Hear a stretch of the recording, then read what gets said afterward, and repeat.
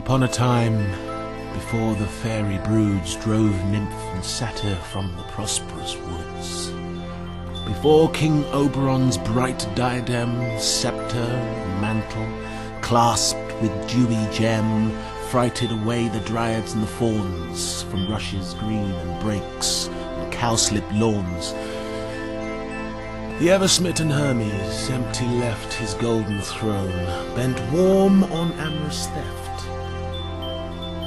From high Olympus had he stolen light on this side of Jove's clouds to escape the sight of his great summoner, and made retreat into a forest on the shores of Crete. For somewhere in that sacred island dwelt a nymph to whom all hoofed satyrs knelt, at whose white feet the languid Tritons poured pearls, while on land they withered and adored, fast by the springs where she to bathe was wont, and in those meads where sometimes she might haunt were strewn rich gifts, unknown to any muse, though fancy's casket were unlocked to choose.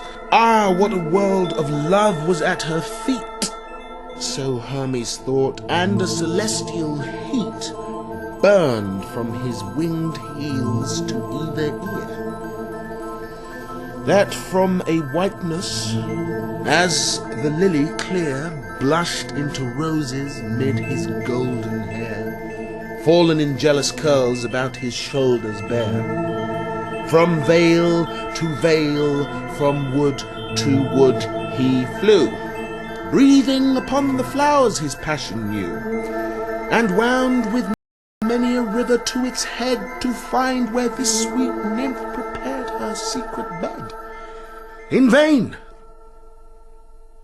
The sweet nymph might nowhere be found, and so he rested on the lonely ground, pensive and full of painful jealousies of the wood gods and even the very trees.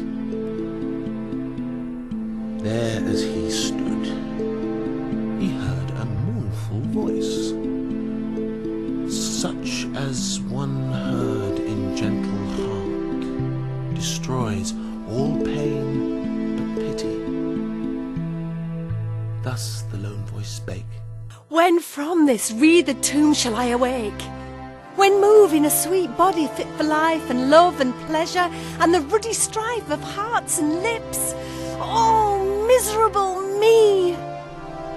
The god, dove-footed, glided silently round bush and tree, soft brushing in his speed the taller grasses and full flowering weed, until he found a palpitating snake, bright and cirque-couchant in a dusty brake.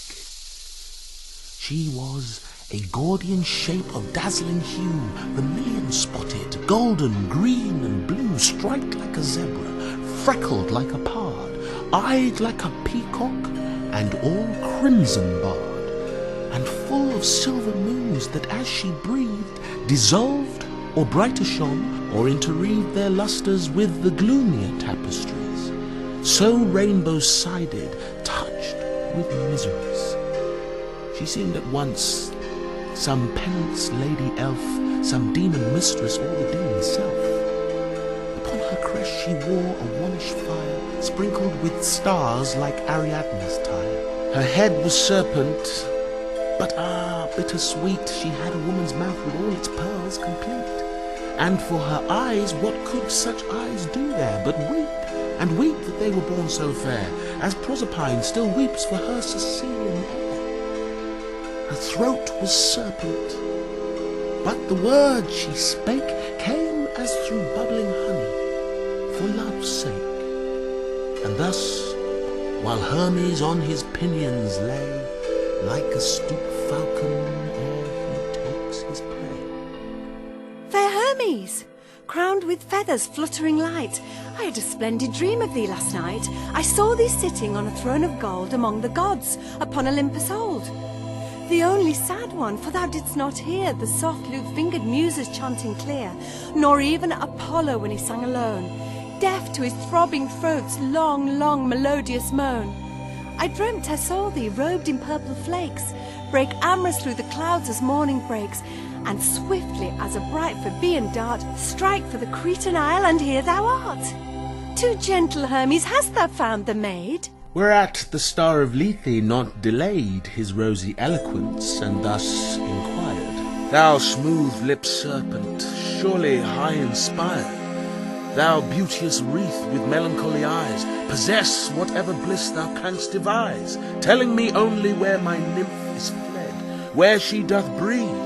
Bright planet, thou hast said, returned the snake. But seal with oaths, fair god. I swear, said Hermes, by my serpent rod, and by thine eyes, and by thy starry crown. Light flew his earnest words among the blossoms blown.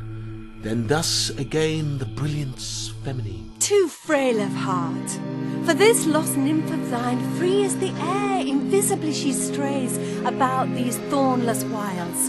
Her pleasant days she tastes unseen. Unseen her nimble feet leave traces in the grass and flowers sweet. From weary tendrils and bowed branches green, she plucks the fruit unseen, she bathes unseen, and by my power is her beauty veiled, to keep it unaffronted, unassailed, by the love glances of unlovely eyes, of satyrs, fawns, and blithe Silenus sighs. Pale grew her immortality, for woe of all these lovers, and she grieved so, I took compassion on her, bade her steep her hair in weird syrups that would keep her loveliness invisible, yet free to wander as she loves in liberty. Thou shalt behold her, Hermes, thou alone, if thou wilt, as thou swearest, grant my boon. Then once again the charmed god began an oath, and through the serpent's ears it ran, warm, tremulous, devout, sultarian, ravished. She lifted her Circean head, blushed a live damask, and swift lisping said, I was a woman. Let me have once more a woman's shape, and charming as before. I love a youth of Corinth, oh, the bliss. Give me my woman's form, and place me where he is. Stoop, Hermes, let me breathe upon thy brow, and thou shalt see thy sweet nymph even now. The god on half-shut feathers sank serene. She breathed upon his eyes, and swift was seen of both the guarded nymph near smiling on the green. It was no dream, or say a dream it was. Real are the dreams of gods, and smoothly pass their pleasures in a long immortal dream. One warm, flushed moment, hovering it might seem, dashed by the wood nymph's beauty, so he burned. Then, lighting on the printless verdure, turned to the swooned serpent, and with languid arm, delicate, put to proof the life-caducean charm.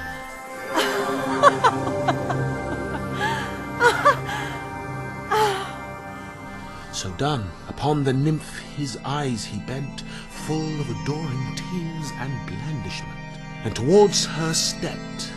She, like a moon in wane, faded before him, cowered, nor could restrain her fearful sobs, self-folding like a flower that faints into itself at evening hour. But the god, fostering her chilled hand, she felt the warmth, her eyelids opened bland, and like new flowers at morning song of bees, bloomed, and gave up her honey to the lees.